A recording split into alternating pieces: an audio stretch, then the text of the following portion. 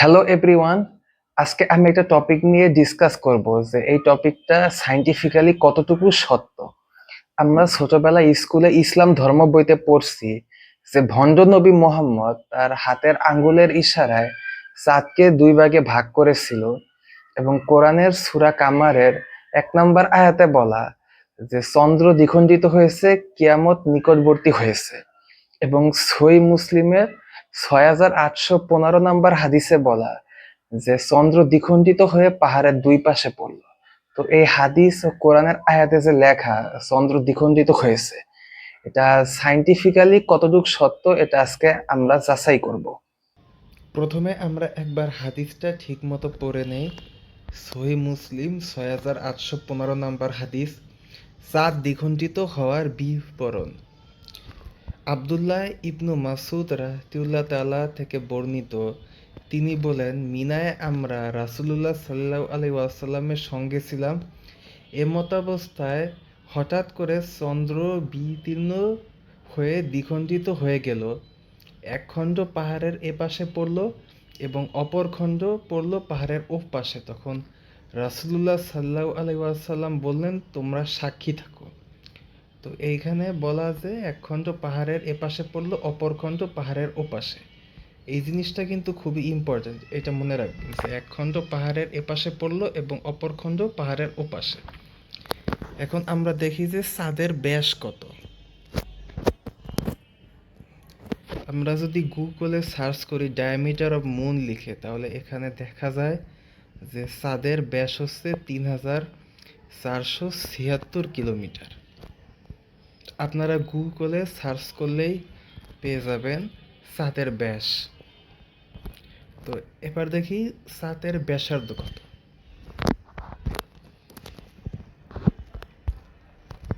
চাঁদের ব্যাসার্ধ হচ্ছে ১৭৩৭.৪ কিলোমিটার।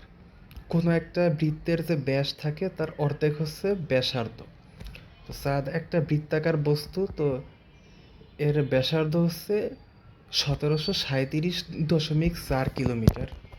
এটা আপনারা গুগলে সার্চ করলেই পেয়ে যাবেন।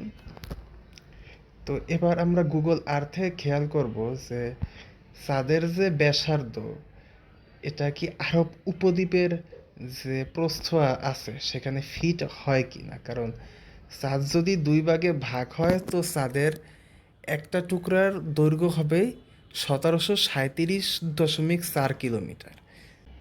তো আমি এখন গুগল আর্থ অ্যাপ্লিকেশনে প্রবেশ করছি, আর এখানে আরব উপদ্বীপের মানচিত্র দেখা যাচ্ছে। তো আমি এখন হিসাব করব যে আরব উপদ্বীপের প্রস্থ কত। তো প্রথমে মেসারে ক্লিক করি। এখন একটা ফার্স্ট পয়েন্ট অ্যাড করতে হবে। তো সৌদি আরবের জেদ্দা শহরে আমি ফার্স্ট পয়েন্ট অ্যাড করব। ফার্স্ট পয়েন্ট অ্যাড করলাম। এখন এইটাকে ওমানের পূর্ব প্রান্ত পর্যন্ত নিতে হবে।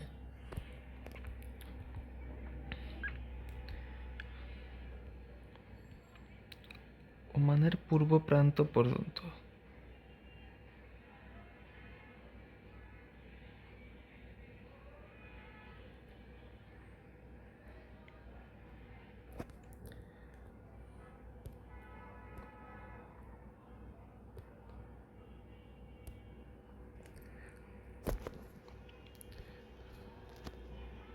তো সৌদি আরবের জেদ্দা শহর থেকে ওমানের পূর্ব প্রান্ত পর্যন্ত আরব উপদ্বীপের সর্বোচ্চ প্রস্থ হয় হলো ২,১৩৩.১১ কিলোমিটার।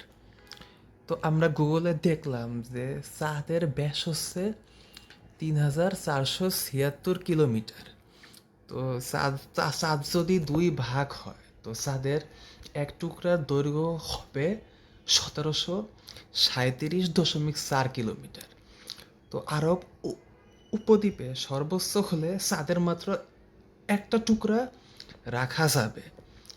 চাঁদের দুই টুকরা রাখার জন্য ৩,৪৭৬ কিলোমিটার চওড়া জায়গার দরকার, সেটা আরব উপদ্বীপে নাই।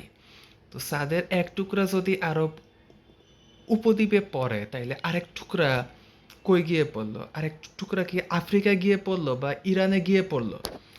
তো এটা কেমনে সম্ভব?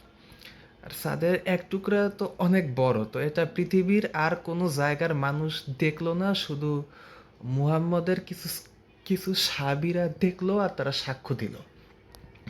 তো সায়েন্টিফিক্যালি চাঁদের দুই টুকরা রাখা সম্ভব না। তো হাদিসে বলা যে চাঁদ দুই ভাগ হয়ে পাহাড়ের দুই পাশে পড়লো, তো এক টুকরা সর্বোচ্চ এখানে রাখা যাবে, তো আরেক টুকরা রাখার মতো কোনো জায়গা এখানে নাই। আর চাঁদের মতো বিশাল আকার ভারী একটা জিনিস যদি পৃথিবীর সারফেসের উপরে পড়ে তাইলে তো পুরো পৃথিবী ধ্বংস হয়ে যাবে।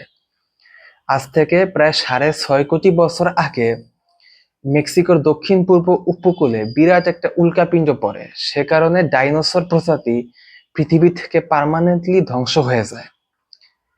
তো আজ থেকে 1400 বছর আগে যদি 3476 কিলোমিটারের একটা উপগ্রহ দুই ভাগ হয়ে 1737 কিলোমিটারের দুইটা টুকরা যদি পৃথিবীতে পড়ে তাহলে তো পুরো পৃথিবীতে ভূমিকম্প হয়ে মানব জাতি ধ্বংস হয়ে যাবার কথা।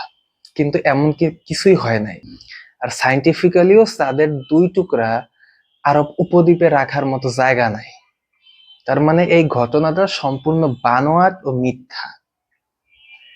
আর এই ঘটনার সাক্ষী হলো মাত্র কিছু সাহাবী আরবের, আর পৃথিবীর অন্য কোনো প্রান্তের মানুষ দেখে নাই। যদি ভারত বা চীনের মানুষ দেখতো তো ভারত বা চীনের কবি সাহিত্যিকরাও তাদের বইতে এই ঘটনাটা লিখতো, কিন্তু এমন কিছুই তারা লিখেও নাই।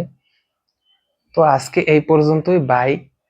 আর যদি আমার ভিডিওতে কোনো ভুল থাকে তো সেটা অবশ্যই কমেন্ট বক্সে লিখবেন আর আপনার মতামত জানাবেন।